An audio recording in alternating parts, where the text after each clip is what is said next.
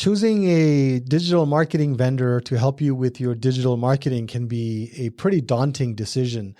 I've been on the other side of situations where people are looking for a vendor and they've reached out to me, and I'm one of three or one of four or one of five that they're evaluating. And over the years, as I've been in those kind of discussions, I've learned some of the things and some of the challenges that a business has in trying to select the vendor that they want to use to help them with their digital marketing. Because you listen to the same presentation or similar presentation, they're giving you similar acronyms or acronyms that are difficult to understand: SEO, PPC, GTM, all these different acronyms that they're using. They're talking about different metrics that you may or may not understand: impressions, clicks, click-through rates, view-through rate, all kinds of stuff. And it just kind of can get a little bit overwhelming, and you don't know exactly which vendor is saying the right things, which one makes sense and which one does not make sense. So in this episode, what I want to do is I want to help you understand how you can make a better decision when you're trying to choose the digital marketing partner that you're trying to work with for your business. So we're going to talk about things like how you can ask the right questions so you can get an understanding of the range of services that they have, as well as understanding the agency's track record, what other people in the marketplace are saying about this agency, their expertise, their reputation, and then their transparency and their ability to clearly communicate to you exactly the type of services that they're going to be performing, and things like that, because you definitely don't want to get a vendor in place and then you ask them to do something 2 months in and they say, well, that was not really covered as part of our deal, and you did not understand that, or they did not understand that. So there's a lot of questions to think about here today. So let's talk about what you need to consider as you evaluate and hire a digital marketing agency. Welcome to the latest episode of Corner Your Market. I'm your host, Sailesh Kimide. In this podcast, I talk about all things digital marketing, from website design and development to SEO and PPC, as well as paid advertising, email marketing, social media, and anything in between. If you're a small business owner, a marketing manager in a company, or an entrepreneur, this podcast is for you. So tune in every Thursday at 10 a.m. You'll gain some practical insights, new strategies, tactics, and tools that will help you grow your business. To subscribe, go to corneryourmarketpodcast.com and select the podcast app of your choice. Then you can hit subscribe within those apps. That again is corneryourmarketpodcast.com. Also, don't forget to like and share our individual episodes. You can also leave a review in the app once you've listened to one of our episodes.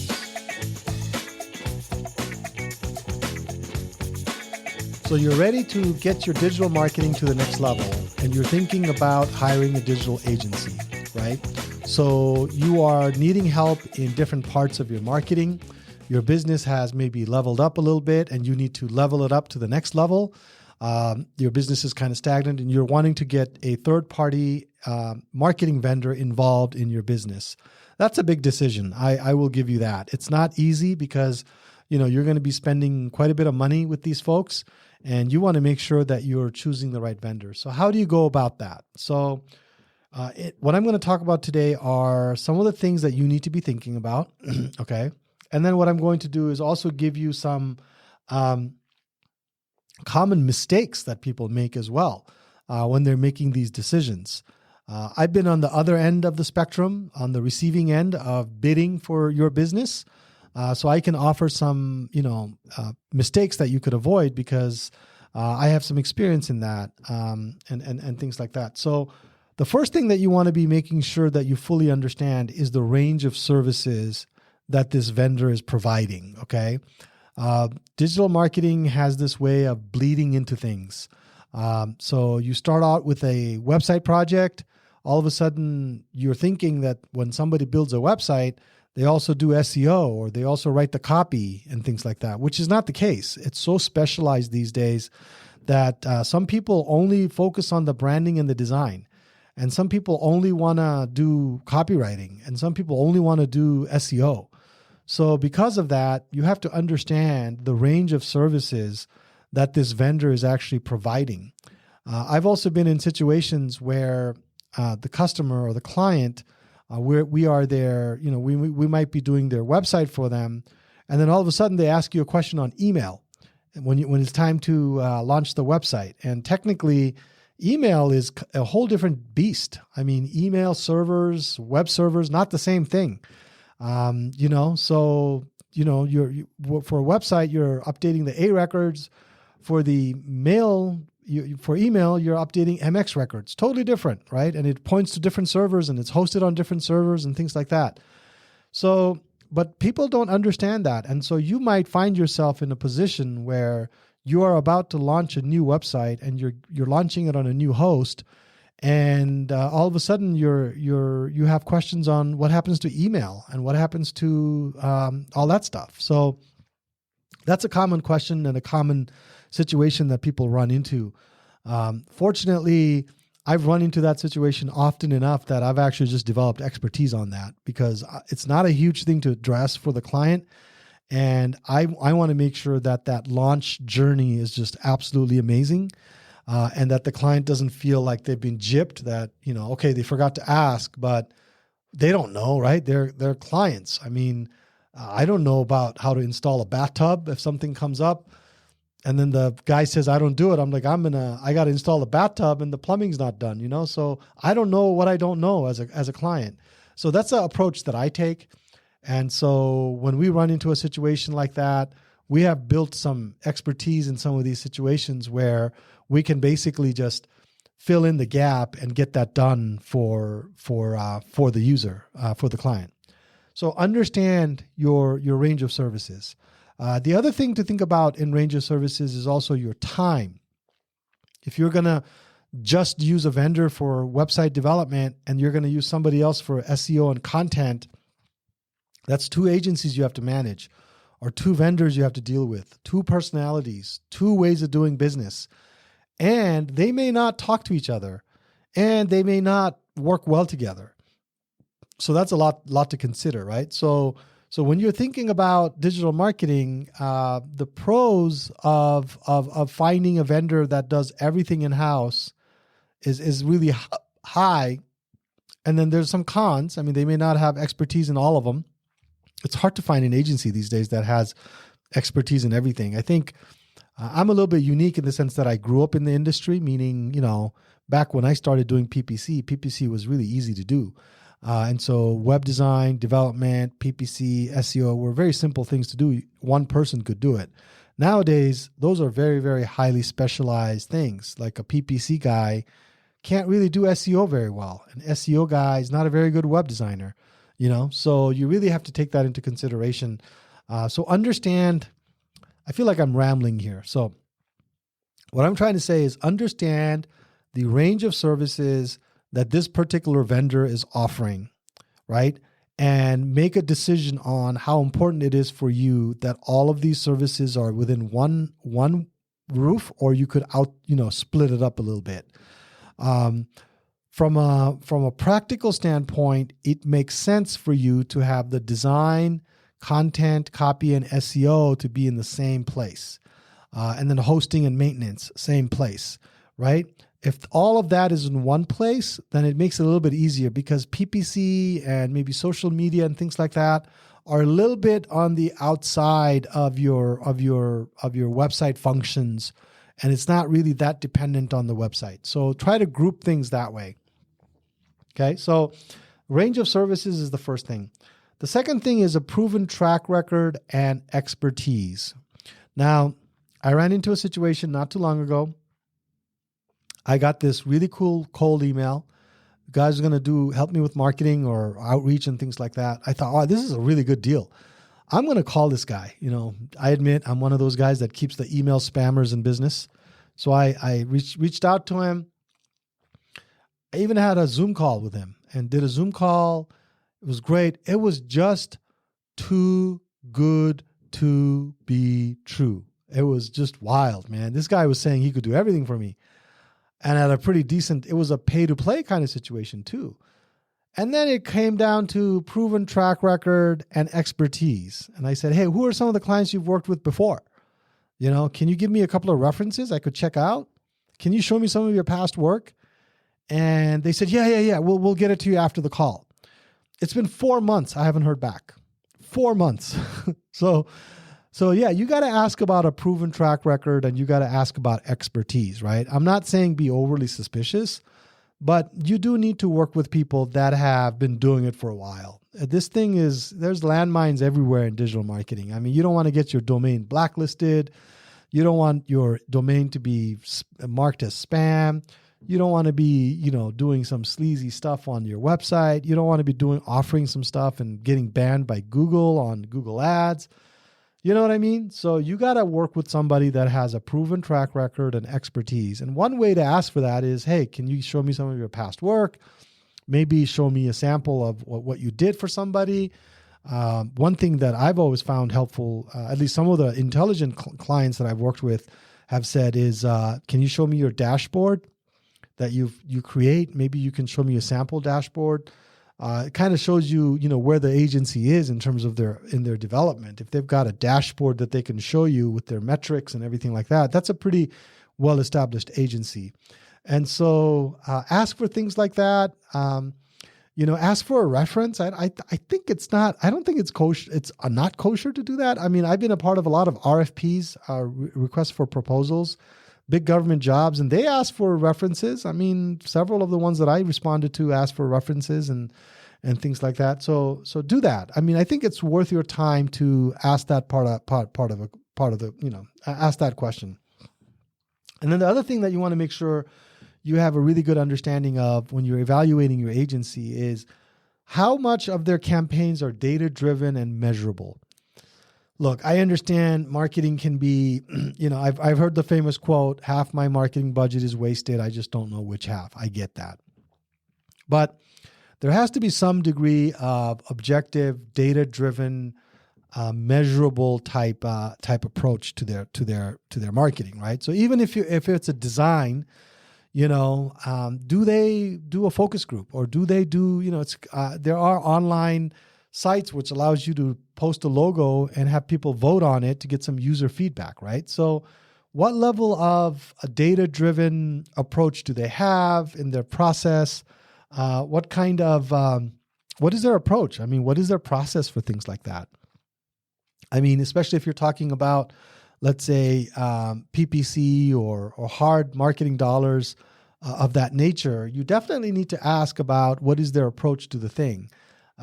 Even for logos, I mean, do they have a questionnaire you fill out? Do they have a specific set of processes that they go through when they create the logo and things like that? So it's definitely worth asking so that it's not just a pie in the sky kind of approach. I think we marketers, we believe so much in ourselves that we feel like we can just say, yeah, it can be done. We can do it. Yeah, no problem.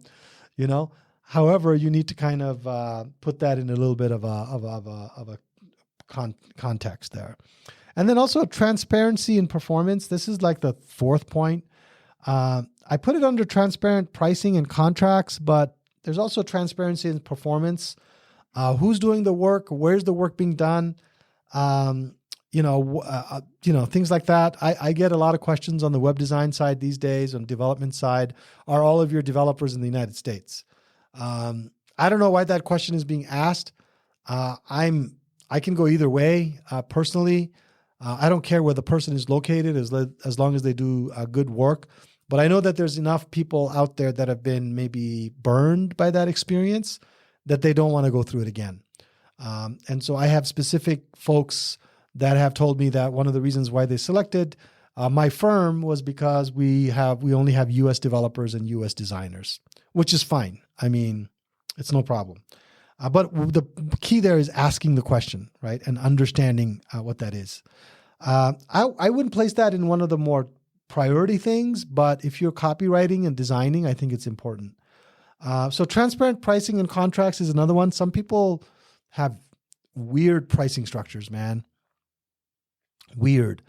Certain things are free because they want to hook you in, and then certain things are not free. The worst ones I've come across are the ones where they design the website and then they lock you into their server or their platform and they won't let you move on very, very stringent 12-month contracts, right? So let's say you're not happy with the service and you want to move your website, and then all of a sudden you find out that you actually don't own the website. I can't tell you how many times I've come across that, that you actually don't own your own website. So check your contracts, check your pricing, check the transparency level there, right? I had one client who told me, this is a true story, man. This developer or this design firm held their website hostage. And not only that, because it was a breach of contract situation or something like that, and this guy was just saying, hey, you got to pay XYZ before I give you the password to this website. And they said they called the FBI on him because the way that it was phrased, it was extortion. It felt like extortion. So needless to say, this client does not share passwords with me. So I have to do screen shares and things like that to get things. But yeah, so you need to, be clear and understand the contract structure, the pricing structure, where you get charged, where you don't get charged, the support cost money. Are they charging you up? Are they upcharging you on the plugins that they're using on their website? If it's a WordPress website, there's all kinds of situations there, man. I would just say you got to be vigilant on that, and you got to kind of figure that out. One of the other main criteria when you're evaluating a digital marketing firm is their ability to communicate and how much they support, how much support that they provide you. Communication to me is, if there's any one thing that I've learned, is communication is the number one reason, number one criteria for your selection, in my opinion. If their salesperson is not doing a good job communicating, that means their account management is not going to do a very good job communicating, because usually the sales guy should be the best communicator. He should be, or she should be, right on top of everything, because they're trying to win your business, man. If you've got 5 questions and the sales guy only answers 1 on that email and he takes 3 days to answer that, not a good sign. Not a good sign at all. Now, if the salesperson, you've got 5 questions and they've answered 5 questions, and they've also given you other answers that they're anticipating you asking, and they do that in 3 hours, excellent. That's really good. That means that sales guy is going to be really invested in this business. And when you get signed on as a client, if something happens, you could always reach out back out to the sales guy, and that sales guy is going to be all over the account management folks to get that thing righted, right? So that's the kind of litmus test that you really should have, is what is the communication style during the sales process? Because I'm on the other end here, and I have worked for agencies where communication has not been a priority. They got the work done, but they didn't tell the client. That's not good. That's not good at all. And then they'll say, well, I got the work done. Doesn't matter. The client spent 3 days worrying about whether the job was done or not. You could have just sent an email and said, hey, the job was done. Save them 3 days of stressing out, right? Yeah. So response time, availability, whether they go the extra mile or not, how they answer questions about, if they you put some scenarios in front of them, see how they answer those questions. Do they own mistakes? Do they correct their mistakes? Things like that, right? So I would kind of, that would be one of the main things that I would look at, to be honest with you. Now, I've kind of outlined some of these criteria, right? So let me just recap it for you here before I move on to the mistakes. So range of services offered, very important for you to look at, right? Proven track record and expertise is the second one. And then the third one is data-driven and measurable approach. And then the fourth one is transparent pricing and contracts. And the fifth one is client communication and support. Okay. So those are the things that you look at when you're evaluating an agency. Now, what are some mistakes you make? You could go through all of that and still make mistakes. Here are some mistakes that clients have made, and it's put everybody in a difficult situation. They're not clearly communicating expectations, right? So this happens on projects usually. So they're going to do a website. They love everything. They're going to sign the contract, right? Sure, they said, it was a 12-week launch or 16-week launch or something like that. But what they really meant was that in 12, 15 weeks, everything was absolutely ready to go and launched, right? Or they were saying that, they have a trade show coming up on, a week after the launch. And then, so there's really no room for movement at all. That's one thing I run across often. The other one is on the online media side. They wanted, they said they wanted 15 leads, but what they really want was 15 qualified leads, not 15 phone calls. Happens, man. So the more you define your goals and your expectations and spend that extra time defining it and communicating it to your vendor, the better off you're going to be. Because a good vendor is going to hit those. A good vendor is going to accommodate those, and a good vendor is going to do it for you. But honestly, I've been in tight spots where it's just that we did the best we could, but the client just did not communicate very well and just did not communicate their position very well. And so we just did not know, it truly, genuinely wasn't our fault. Even though, the old adage, the customer's already right, always right. We take the responsibility and we move on, right? So, other thing that people make a mistake on is prioritizing cost over value. This kind of ties into expertise, right? Good, high expertise people have good, high prices. That's just the way it is. In digital marketing, there's a lot of 21-year-olds running around saying they're digital marketing experts, right? Nothing against 21-year-olds. I know I got some gray here, and I'm not trying to say anything bad about the 21-year-olds. Love the energy, love the enthusiasm. I want them to succeed. But there is something to be said for expertise that is going to provide greater value that requires you to pay more. Anybody can build you a website. Anybody can do things like that. But I run into a lot of situations where the vendor chose the wrong platform because that's the budget that they had. Low cost bidder, right? And it's just not a good situation. So I would definitely not prioritize cost over value. I would definitely make sure that my goals are in a good spot so I know exactly what I want. And then I would just kind of attribute a certain value to it. Obviously, I'm not saying you should overpay. I'm just saying that you shouldn't underpay, because in the end, if you underpay, in the long run, it's going to cost you. So, and then also overlooking reporting and analytics is another one that people seem to gloss over because it's numbers, man. Numbers are scary. So don't overlook that. Ask for reports, ask for those monthly calls, ask for those strategy sessions. It'll help you long term.